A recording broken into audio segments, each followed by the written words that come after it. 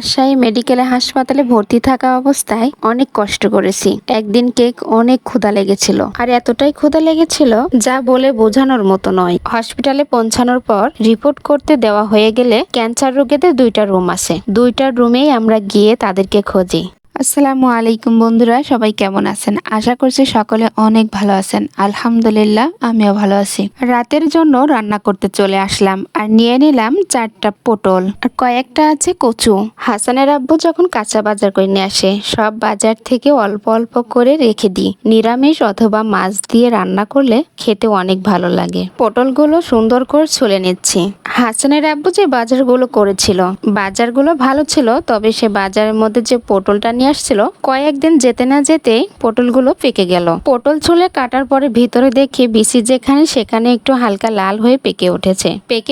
তাতে কি হয়েছে? সেই সবজিটা কিন্তু আমি ফেলে দিব না। হালকা একটু লালই হয়েছে, নষ্ট তার হয়নি। কচুগুলো ছুলে কেটে নিলাম। আর আজকে আমি যে কচুগুলো তরকারির মধ্যে দিব, এই কচুটা কিন্তু সিদ্ধ করে নিব না। ডিম দিয়ে রান্না করলে কচুগুলো আমি সিদ্ধ করে নিই। আর সিদ্ধ না করার কারণটা হচ্ছে কচুর সাথে অন্যান্য কিন্তু সবজি আছে, আর সেই সবজিগুলো কষাতে কষাতে কচুটাও সিদ্ধ হয়ে যাবে ভালোভাবে। আজকে আমি এই সবজিগুলো সিলভার কাপ মাছের মাথা দিয়ে রান্না করব। তবে এই মাছের মাথাটা রেখেছিলাম অন্যরকম করে রান্না করে খাওয়ার জন্য। আর সেই রান্নাটা হচ্ছে মরিচ কেটে পেঁয়াজ কেটে পেঁয়াজটা হালকা লাল করে ভেজে বাকি যে মশলাগুলো হলুদ, লবণ, ধনিয়ার গুঁড়া আর কিছু হালকা জিরা বেটে মাখো মাখো করে রান্না করলে সিলভার কাপের মাছের মাথা খেতে অনেক ভালো লাগে। তো আমি সেরকম করে রান্না করতে চেয়েছিলাম, কিন্তু হাসানের আব্বু বলল যেহেতু তরকারি আছে এগুলো দিয়ে ঝোল করো। যেই কথা সেই কাজ। তো আমি সেই রকম করেই পটলগুলো ছুলে নিয়েছি, কচুগুলো ছুলে নিয়েছি,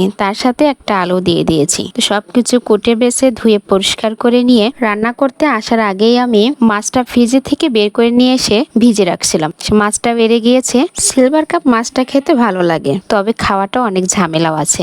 এই মাছে এত পরিমাণে আইসটি থাকে, পরিষ্কার করতে অনেক কষ্ট হয়। মাছের পিঠ এবং পেট এইগুলো তো চামচ দিয়ে আইসটি ছাড়ানো যায়, তবে যে কোনটার সাথে যে আইসটিগুলো থাকে, এই আইসটিগুলো তুলতে একটু সমস্যা হয়। তবে যে জিনিস খেতে ভালো লাগে সেই জিনিস কিন্তু কষ্ট করতে ভালো লাগে। রাজশাহী মেডিকেলে হাসপাতালে ভর্তি থাকা অবস্থায় অনেক কষ্ট করেছি। একদিন কেক অনেক ক্ষুধা লেগেছিল, আর এতটাই ক্ষুধা লেগেছিল যা বলে বোঝানোর মতো নয়। সেদিন কেক আমাদের পাশের বেডে একটা খালা তার স্বামীকে নিয়েই থাকতো, তার স্বামীর চিকিৎসার জন্য।